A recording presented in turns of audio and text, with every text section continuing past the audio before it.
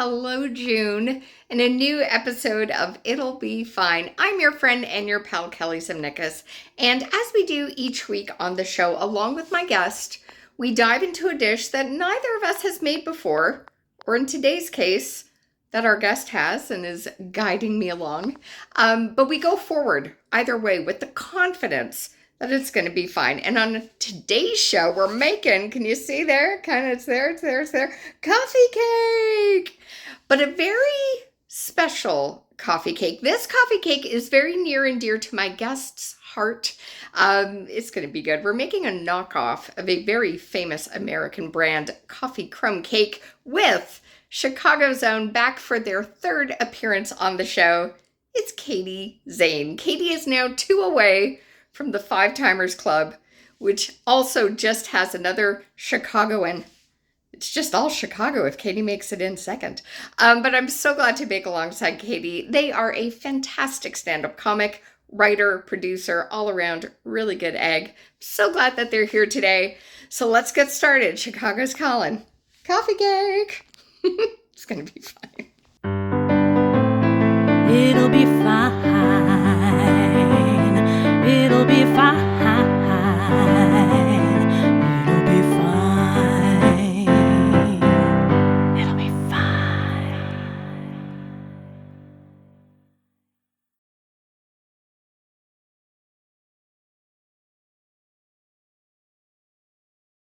So before Katie comes in the Zoom, you on the stovetop, we're not going to preheat the oven just yet, but on the stovetop, get out a pan and get the butter for the topping that we're going to melt. So 2 sticks, we want to get that melted. So tell me about this recipe. How did you come across it? Has this been like a favorite coffee crumb cake from childhood? Yes. So this is kind of a sweet story. So my mom is from Long Island, which is where the original Entenmann's bakery is from. Like the original bakery was on Long Island, not too far from where my mom grew up. Okay. My mom's wedding cake was made by Entenmann's, by the bakery when it still existed in the 70s. And so Entenmann's is kind of like part of my childhood, like part of growing up.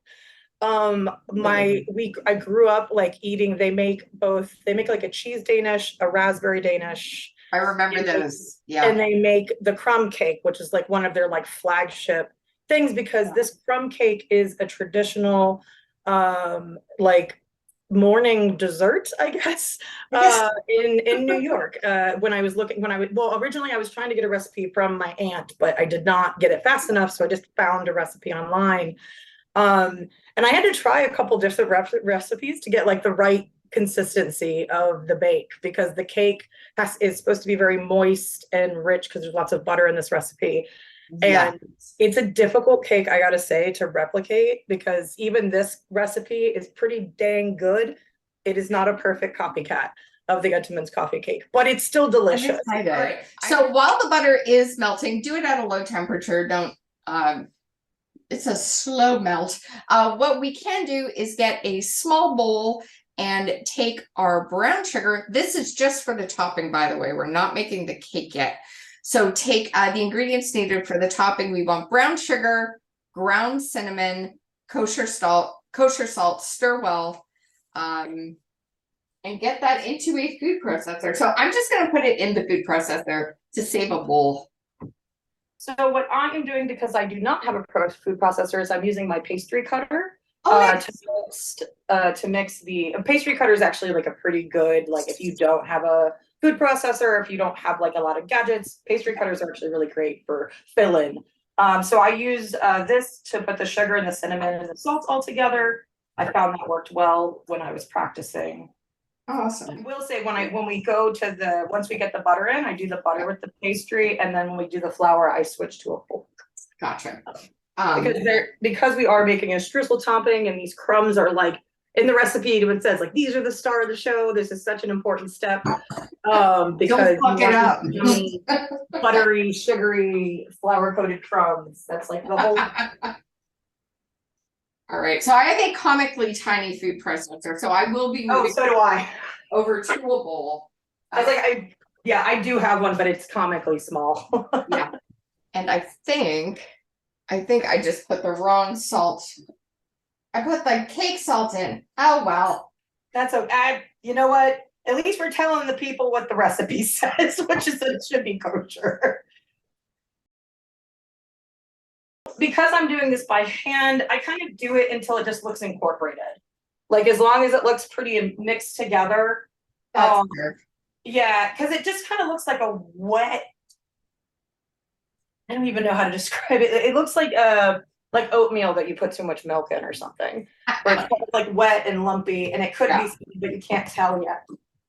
All right. This in here. Melting your butter. Make sure you have your cake pan close to where your melted butter is, and a pastry brush. I don't have a pastry brush. I'm using a silicone small wire whisk. That You know what you can also do, I think, is take your butter paper and just massage it. That is also a move. In the recipe, it's like very like take a little bit of your melted butter and put it on the pan, and then refrigerate your melted butter pan. It's fine. I'm gonna do this and then stick it in the fridge.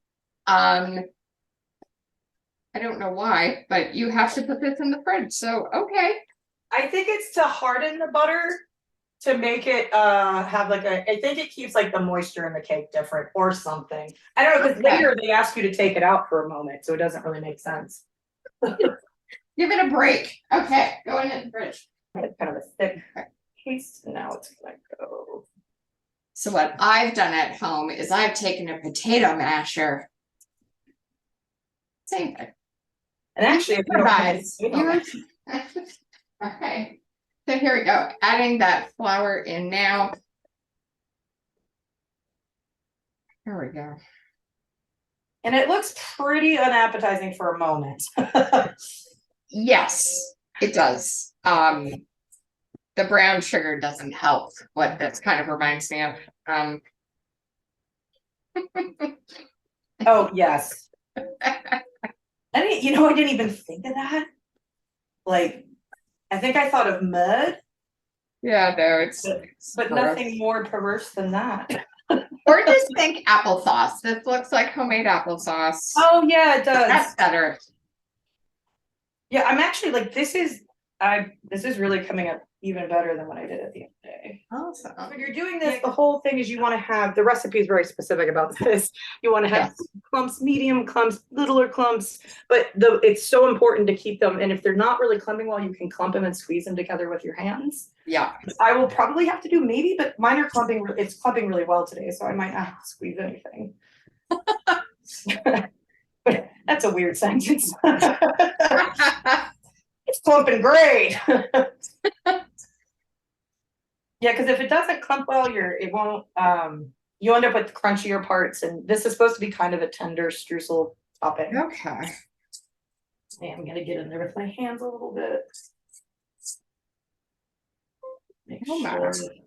Okay. Really want it to be well incorporated. Yeah. But And it's nice. saying here in the recipe, if you're noticing, the mixture will clump easily, but add more butter if necessary. I have not found that I needed to add any extra. I would not recommend, given how much butter is already in this. Yeah, I think honestly that's what happened if somebody, when they were doing their pan, put too much butter on their pan and then they didn't have enough for the. Yeah. I'm wondering if that's. Those look pretty good though, man. It smells so good. Okay. Yeah. Oh yeah. This it makes your whole kitchen smell amazing, and then while it's baking, and I will say the bake is long. It's about an hour bake, and then you have to let it sit for about an hour before you can cut it. Yeah. Because it's a cake that cools in the pan and not out of the pan on a rack. Now, friends, we're gonna preheat our oven to 350. Yes, this is when you. That's so good. Oh, and then this is the point where I will say, I only had half a cup of buttermilk. This recipe calls for buttermilk. There is a little note at the bottom of this recipe where it tells you how to make more buttermilk. Yes. So pre-measured my milk. This is my actual buttermilk in this glass. This is my milk. I'm also using the wrong kind of vinegar, so hopefully this doesn't turn the flavor. So baking is all about experimenting sometimes. And the show is still called It'll Be Fine, so it's fine. Yeah. Um, To make buttermilk, I just added my vinegar to my 2% milk, and I'm gonna set a timer for 10 minutes, which will be about the time it's gonna take me to get to the step. yeah, all right. For them, which is why I'm doing it now. All right, So my buttermilk has done. Good to go. All right, so I'm gonna put this crumble in this bowl here. Oops. All right, my crumble is gonna go back here. So we're gonna take that cake pan out of the fridge. I'm gonna go get that. Oh, right, yeah, see, it doesn't make any sense, you put it in there for like a couple minutes. Got it. Yeah, I don't. You know what, sometimes it doesn't have to make sense. Exactly. All right. Now what we are going to do is take for the cake portion, the flour, the baking powder, the baking soda, and the salt, and you're going to whisk it to combine. I am using my sifter just because I feel fancy when I use my sifter. That's all right. Put that in there. I did find for this, it's kind of interesting that the baking powder and the baking soda are the same measurement. Notice that as well. I wonder if that's a mistake. Because normally it's a little bit more baking powder than baking soda. Yeah, because the soda, you don't usually need as much because it kind of has more oomph to it. So when they work together, you're just making like a really, poofier isn't the right word, but like a good comfort softness to it. So I'm surprised that, yeah, like baking powder and baking soda measure for measure. It's a little unusual, but. Well, I would say it's probably because this recipe has buttermilk and dairy. When buttermilk is added, dairy especially in general, but buttermilk specifically, when dairy is added, that adds lift as well. Because that buttermilk's going to work with that baking soda and baking soda, and it is going to create like a much more soft and like more luscious cake than you maybe would normally. This cake is supposed to be very moist and it has a pound of butter in it, so you would certainly hope so. Yeah. That would be a good name for a cake company, Luscious Cakes. That is a good name for a cake company. Liquid around. But it's not too bad. You just want to make sure you have a good spatula, good rubber. I'm using just a rubber silicone type spatula. Yeah. And it's gonna seem like your cake is like super, like, wow, this isn't a very deep cake. It's gonna rise. It doesn't seem like much cake, but it really will rise a lot more than it seems like it would. Yeah. Let's see here. Kind of start there as your building blocks. It seems tedious, but you do hand put some of these crumbles. That's why you'd want the different sizes. Gotcha. Because you want each bite to have a nice little piece of that buttery, streusely goodness. And yeah, I'm gonna do some squeezes as I do this. Get some nice chunks.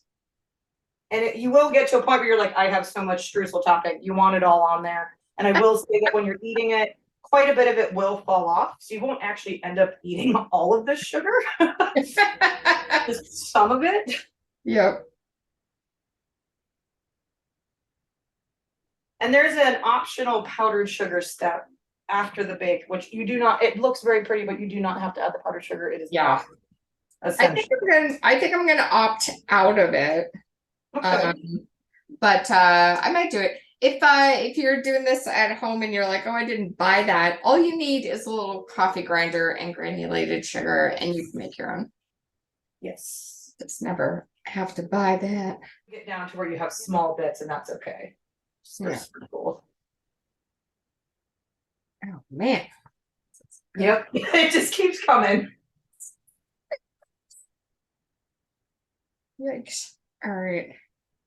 Then I'm just gonna take the rest and sort of sprinkle it over. Okay. You are far ahead of me, friend. All right.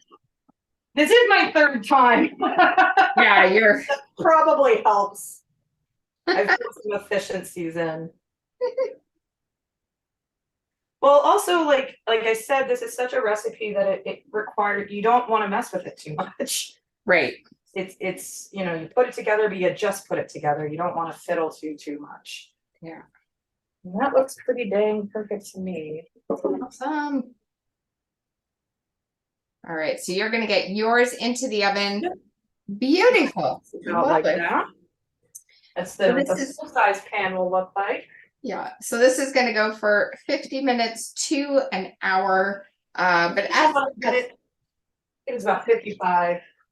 yeah, yeah, I find when they give those like increments, I go in the middle. Mm-hmm. In the middle. And it's going to be pretty classic, like most cakes where you, wait, what the heck? What? Our water's turned off. Really? Yeah. Hold on, I'll be right back. Sure. Let's see. Oh man. Look how beautiful she is. Beauty. Okay. I have no idea if this dish is supposed to look like this. There's some, that one's got more crumbs. That one's got more crumbly bits. Okay. I think I fucked this up, but it's still going to be tasty, whatever happens. But first thing you want to do before you turn your oven off completely is do a little poke. See here what I'm doing. So I've got the dishes here, so we're going to poke. And it came out perfect and clean, which is great. And this one, perfect and clean. Awesome. Do one more nook. We are good to go. Amazing. So what you are going to do now, friends, is you're going to leave this for 1 hour. And then Katie will be back and we're going to do a taste test. All right, so this is the part of the show where you would see us having the thing we just made and enjoying it as we did.